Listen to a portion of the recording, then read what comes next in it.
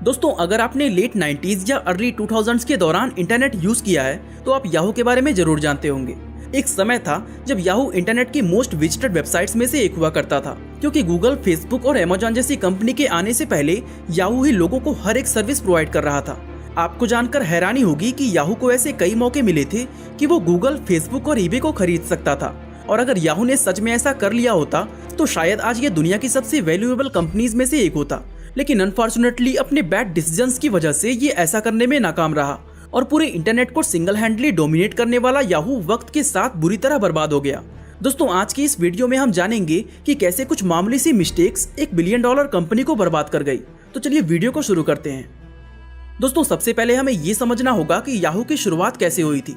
आज अगर हमें इंटरनेट से कोई भी इंफॉर्मेशन चाहिए होती है तो हम सीधा गूगल पर जाकर सर्च कर लेते हैं और विद इन अ सेकेंड उस टॉपिक से जुड़ी सारी इंफॉर्मेशन हमारे सामने आ जाती है। लेकिन 90s की अगर बात करें तो उस समय इंटरनेट को यूज करना काफी मुश्किल होता था, क्योंकि तब लोगों के पास इंटरनेट ब्राउज करने के लिए गूगल जैसा सर्च इंजन नहीं होता था, जिसके चलते लोगों को अपनी जरूरत की वेबसाइट्स का डोमेन नेम याद रखना पड़ता था। और दोस्तों, ये चीज एक बहुत बड़ा सरदर्द था। ऐसे में स्टैनफोर्ड यूनिवर्सिटी के दो स्टूडेंट्स जेरी यंग और डेविड फिलो ने सोचा कि क्यों ना इस प्रॉब्लम को सॉल्व किया जाए जिससे लोगों को डोमेन नेम याद ना रखना पड़े। और साल 1994 में उन्होंने उस वक्त की सभी फेमस वेबसाइट्स की एक लिस्ट तैयार करके उसे इंटरनेट पर अपने दोस्तों के साथ शेयर कर दिया। अब दोस्तों, यहाँ पर उन्होंने किया क्या था कि वो मैनुअली एक एक वेबसाइट को उनकी अलग अलग कैटेगरी के हिसाब से ऐड किया था। यानी बेसिकली ये एक वेब डायरेक्टरी थी जिसका नाम उन्होंने Jerry and David's guide to the world wide web रखा था। दोस्तों, देखते ही देखते ये इंटरनेट पर काफी फेमस हो गई और हजारों लोग इस डायरेक्टरी का यूज करने लगे। अब दोस्तों, जेरी और डेविड ने इस डायरेक्टरी को इसलिए बनाया था ताकि उनको और उनके दोस्तों को अलग अलग डोमेन नेम याद ना रखना पड़े। लेकिन उस समय हालात कुछ ऐसे हो गए कि उन्हें इसे अपना बिजनेस बनाना पड़ गया। दरअसल हुआ ये कि 1994 के दौरान नेटस्केप कंपनी ने अपना वेब ब्राउजर नेविगेटर को लॉन्च कर दिया और उन्होंने उस ब्राउजर के होम पेज पर इस डायरेक्टरी का लिंक ऐड कर दिया। अब दोस्तों, जैसे जैसे नेविगेटर ब्राउजर फेमस हुआ वैसे वैसे इस डायरेक्टरी पर आने वाला ट्रैफिक बढ़ने लगा, यहाँ तक कि सिर्फ कुछ ही महीनों में ये नंबर मिलियंस को क्रॉस कर गया। ऐसे में जेरी और डेविड को ये ट्रैफिक हैंडल करने के लिए बड़े बड़े सर्वर्स में पैसा इन्वेस्ट करना पड़ा और साथ ही इसके मैनेजमेंट के लिए उन्हें कुछ लोग भी हायर करने पड़े। दोस्तों, शॉर्ट में कहें तो उन्हें अब पैसों की जरूरत पड़ने लगी थी और इसी जरूरत को पूरा करने के लिए उन्हें इसे अपना बिजनेस बनाना पड़ा। अब दोस्तों, सबसे पहले उन्होंने इस डायरेक्टरी का नाम चेंज किया, क्योंकि उनका पहले वाला नाम काफी लंबा था। जेरी और डेविड दोनों कोई ऐसा नाम चाहते थे जो छोटा हो और साथ ही फनी साउंड करता हो, और इसलिए काफी सोचने के बाद उन्होंने याहू नाम को सिलेक्ट कर लिया। इसके बाद दोस्तों, अब बारी थी याहू को मोनेटाइज करने की, जो कि उनके लिए काफी आसान काम था, क्योंकि याहू ऑलरेडी इतना फेमस हो चुका था कि बहुत सी कंपनीज उस पर अपना एड रन करने के लिए पहले से ही तैयार बैठी थी। तो इस तरह अपनी वेब डायरेक्टरी पर एड चला के याहू ने रेवेन्यू जनरेट करना शुरू कर दिया। दोस्तों, अब आप सोच रहे होंगे कि याहू की जर्नी बस यहीं तक होगी, लेकिन ऐसा बिल्कुल नहीं है। असल में याहू की टीम को जब ये रियलाइज हुआ कि इंटरनेट के मैक्सिमम यूजर्स किसी भी वेबसाइट पर उनकी वेब डायरेक्टरी के थ्रू ही जाते हैं, तो ऐसे में उन्हें ये आइडिया आया कि क्यों ना उन यूजर्स को दूसरी वेबसाइट पर भेजने की जगह अपनी खुद की वेबसाइट्स बनाकर उन पर भेजा जाए, क्योंकि इस तरह वो अपने रेवेन्यू को हजारों गुना तक बढ़ा सकते हैं। अब चूंकि याहू के पास ये डेटा थी कि कौन कौन से लोग किन किन वेबसाइट्स को सबसे ज्यादा विजिट करते हैं, तो इस डेटा की हेल्प से उन्होंने हर एक कैटेगरी में अपनी खुद की सर्विसेज लॉन्च करना शुरू कर दिया। फॉर एग्जाम्पल, उन्होंने जब देखा कि बहुत सारे लोग इंटरनेट पर उनकी वेब डायरेक्टरी के थ्रू न्यूज वेबसाइट विजिट करते हैं, तो वैसे में उन्होंने अपनी खुद की न्यूज सर्विस याहू न्यूज को लॉन्च कर दिया और अपनी डायरेक्टरी में दूसरी न्यूज वेबसाइट्स की जगह याहू न्यूज को डाल दिया। इस तरह उन्होंने सैकड़ों अलग अलग कैटेगरी में अपनी खुद की वेब सर्विस लॉन्च कर दी। दोस्तों, इसमें shopping, file sharing, sports, games और फाइनेंस जैसे बहुत सारे सर्विसेज थे।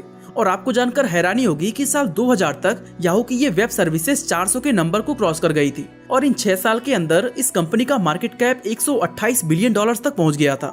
दोस्तों, याहू अब सिर्फ एक वेब डायरेक्टरी नहीं बल्कि लोगों के लिए इंटरनेट का मतलब ही याहू हो गया था। ये वो दौर था जब याहू ने बहुत सारी अलग अलग इंटरनेट कंपनीज और स्टार्टअप्स को एक्वायर कर लिया। और दोस्तों, उसी वक्त दो यंग स्टूडेंट्स अपने एक नए स्टार्टअप को बेचने के इरादे से याहू के पास पहुंचे। दोस्तों, ये दोनों अपने बिजनेस को $1 मिलियन में बेचना चाहते थे, लेकिन याहू को उस बिजनेस में कोई खास पोटेंशियल नजर ना आने की वजह से उसने उस कंपनी को खरीदने से इनकार कर दिया। अब दोस्तों, याहू को ये बिल्कुल अंदाजा नहीं था कि ये बिजनेस ठुकराने का फैसला ही आगे जाकर उसके डाउनफॉल का सबसे बड़ा रीजन बनने वाला है। क्योंकि दोस्तों, याहू ने जिस स्टार्टअप को खरीदने से इनकार किया था वो कोई और नहीं बल्कि गूगल था। वैसे याहू के डाउनफॉल की अगर बात करें तो उसकी शुरुआत अर्ली 2000s में .com बबल बस्ट के साथ हो गई थी। दरअसल इस क्राइसिस की वजह से बहुत सारे एडवर्टाइजर्स ने इंटरनेट पर एड रन करना बंद कर दिया था और इसका याहू के रेवेन्यू पर काफी गहरा असर हो रहा था, इसके साथ ही दोस्तों गूगल भी अब अपना सर्च इंजन लॉन्च कर चुका था, जिसने इंटरनेट को यूज करना बेहद आसान कर दिया और इसी के चलते लोग अब याहू की जगह गूगल को यूज करने लगे। अब दोस्तों याहू को जब अपने डाउनफॉल का रियलाइज हुआ तो उसने सोचा कि क्यों ना कुछ ऐसा किया जाए जिससे लोगों को गूगल यूज करने के लिए भी याहू से बाहर ना जाना पड़े, और इसके लिए उसने गूगल के साथ एक डील साइन करके अपने होम पेज पर गूगल सर्च इंजन को इंटीग्रेट कर दिया। अब दोस्तों शॉर्ट टर्म में भले ही यहाँ पर याहू को फायदा हुआ, लेकिन इस फैसले की वजह से याहू बर्बाद हो गया, क्योंकि उसने इस बात को रियलाइज ही नहीं किया कि इस तरह वो इनडायरेक्टली अपने यूजर्स के सामने गूगल को फ्री में प्रमोट कर रहा था। और इसका असर उसे तब दिखना शुरू हुआ जब गूगल सिर्फ उसके कस्टमर्स ही नहीं बल्कि एडवर्टाइजर्स और प्रॉफिट भी चुरा ले गया। दोस्तों बताया जाता है कि उस वक्त गूगल की एल्गोरिथम याहू से कहीं ज्यादा बेहतर थी, जिसकी हेल्प से वो अपने सर्च रिजल्ट में लोगों को ज्यादा रेलेवेंट ऐड दिखा रहा था। साथ ही गूगल के एड्स एडवर्टाइजर्स के लिए ज्यादा कॉस्ट इफेक्टिव थे, इसलिए मैक्सिमम एडवर्टाइजर्स याहू की जगह गूगल को एड्स देने लगे थे। अब दोस्तों याहू को ये एहसास हो चुका था कि गूगल को रिजेक्ट करके उसने एक बहुत बड़ी गलती की है, और अपनी इस गलती को सुधारने के लिए इस बार याहू खुद गूगल को खरीदने गया। अब दोस्तों गूगल ऑलरेडी इतना सक्सेसफुल हो चुका था कि इस बार उसने अपना प्राइस 1 मिलियन से बढ़ाकर $1 बिलियन कर दिया। हालांकि इस रकम में भी याहू राजी हो गया था, लेकिन इस डील के फाइनल होने से पहले ही गूगल ने अपना प्राइस बढ़ाकर पहले 3 बिलियन किया और फिर उसके बाद 5 बिलियन की डिमांड कर दी। और दोस्तों यहाँ पर याहू फिर से गूगल को एक्वायर करने में नाकाम हो गया। अब ये डील कैंसिल होने के बाद याहू ने गूगल को अपने होम पेज से रिमूव कर दिया और उसकी जगह अपना खुद का एक सर्च इंजन बिल्ड करके गूगल से डायरेक्टली कम्पीट करने लगा। लेकिन याहू इस कोशिश में भी नाकाम रहा। अब जैसे जैसे समय बीत रहा था वैसे वैसे याहू मार्केट में अपना डोमिनेंस, रेवेन्यू, यूजर्स और मार्केट कैप सब कुछ खोते जा रहा था। अब इस सिचुएशन से निकलने के लिए साल 2006 में याहू को एक और मौका मिला। दरअसल मार्क जकरबर्ग कुछ इंटरनल कंट्रोवर्सीज के चलते याहू को अपनी कंपनी फेसबुक सिर्फ $1 बिलियन में बेचने के लिए राजी हो गए थे। लेकिन इस डील के दौरान याहू के ऑफिशियल्स प्राइस को और कम करने की मांग की और उन्होंने जकरबर्ग से कहा कि वो फेसबुक के लिए सिर्फ $850 मिलियन ही दे सकते हैं। दोस्तों याहू का इस तरह मोल भाव करना जकरबर्ग के दिमाग पर चढ़ गया और गुस्से में आकर उन्होंने इस डील को कैंसिल कर दिया। वैसे दोस्तों गूगल और फेसबुक के साथ साथ याहू को ईबे और यूट्यूब को खरीदने का भी मौका मिला था, लेकिन पहले की तरह ये सारे डील भी कैंसिल हो गए। अब दोस्तों आप खुद सोचो, अगर याहू ने इन सब कंपनीज को खरीद लिया होता तो इंटरनेट की दुनिया आज कितनी अलग होती। हालांकि इस चीज की कोई गारंटी नहीं है कि याहू इन सब कंपनीज को खरीदकर सक्सेसफुल हो ही जाता, क्योंकि इन कंपनीज को रिजेक्ट करना याहू की एक अकेली मिस्टेक नहीं थी, बल्कि इसके अलावा कंपनी के अंदर जो चल रहा था वो भी इसके डाउनफॉल का एक अहम रीजन था।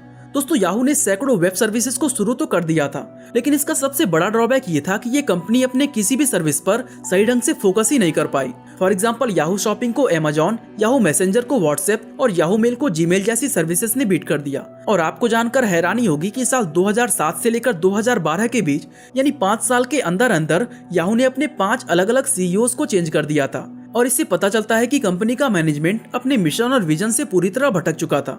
अब दोस्तों इतना सब कुछ होने के बावजूद भी साल 2008 में माइक्रोसॉफ्ट ने याहू को $44.6 बिलियन में खरीदने का ऑफर दिया, क्योंकि माइक्रोसॉफ्ट को लगता था कि वो याहू को एक्वायर करके गूगल को टक्कर दे सकता है। अब देखा जाए तो माइक्रोसॉफ्ट का ये ऑफर वाकई में बहुत अच्छा था, लेकिन दोस्तों याहू ने इस ऑफर को भी ठुकरा दिया और नतीजा ये हुआ कि साल 2017 में वेराइजन नाम की एक कंपनी ने इसे $4.48 बिलियन में खरीद लिया, जो कि दोस्तों माइक्रोसॉफ्ट के ऑफर्ड अमाउंट का 10 गुना से भी कम था।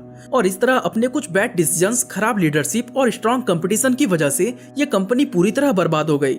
और जो याहू कभी इंटरनेट पर अकेला राज किया करता था, लोग उसका नाम तक भूल गए।